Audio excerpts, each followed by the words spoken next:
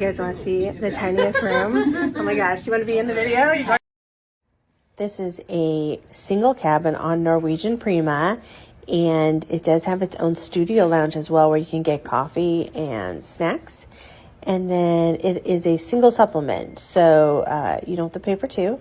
The bathroom is huge. It's definitely different than the Encore and the Bliss. There's a television there. I don't know if I think it still has the outside window view, but it's perfect for one person. It's a great room if you don't want to share.